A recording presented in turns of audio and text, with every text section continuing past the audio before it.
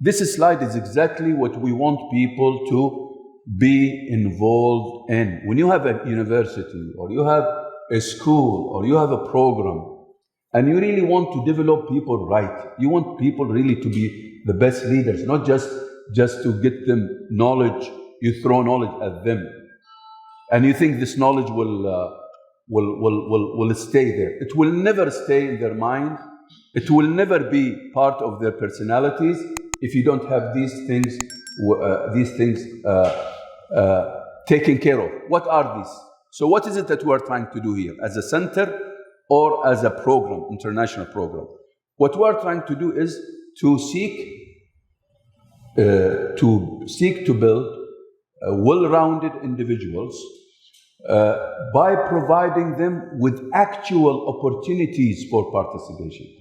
Not for you to sit and lecture them, for you to sit like what I'm doing now. Now I'm doing it now for the sake because of what's happened, but I'm at the same time trying to ignite your passion so that at least you will be attached to this program more. Now, our job is to make sure that we realize the fullest potential of the people by making sure we get these talents and capabilities that many people have, and we want to make sure that all those people take advantage of all the opportunities to share Islam. This is why we say share knowledge. Okay, this is why we say share knowledge and learn how to communicate ideas and how to lead self and the teams, and also how to search for innovative solutions. Whatever you do, you have to have a quality. We have to always aspire for quality. Now, we said Islam is the best, so Islam deserves the best. Now, if you're going to give a program or teach a program or have a university and a program or a training center, or you want to build a mosque, you have to make sure you do quality job in whatever you do. And this is why a Muslim should always be innovative, should always search for innovative solutions. You cannot just go for a wishy-washy solution, something as we say in Arabic, مشي حالك. No, we have to always aspire to the stars, aspire to make sure that whatever product we produce, whatever service we do, it has to be quality.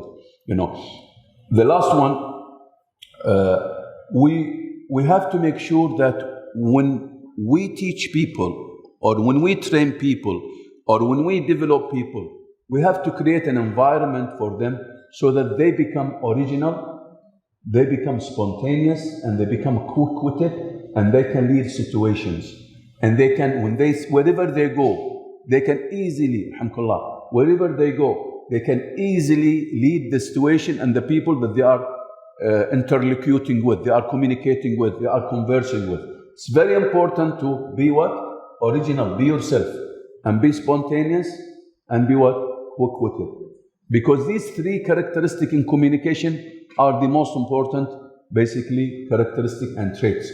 If you don't, if this program does not reach with you to arrive to these three, that means it's a failure, big failure, because this program will tell you what to do. The conditions is that you apply what we tell you to do. And you will see today we'll go through a process, So you have to apply these basically parameters, these requirements, if you really want to be what? Leading a situation, leading a person in front of you, leading when you are in a presentation, when you are discussing with other people about Islam, you have to make sure you are yourself, you are spontaneous, you are quick-witted. So now, remember, so these things are very important to be embedded in any school curriculum, embedded in any university, embedded in any learning projects. So the first one is what?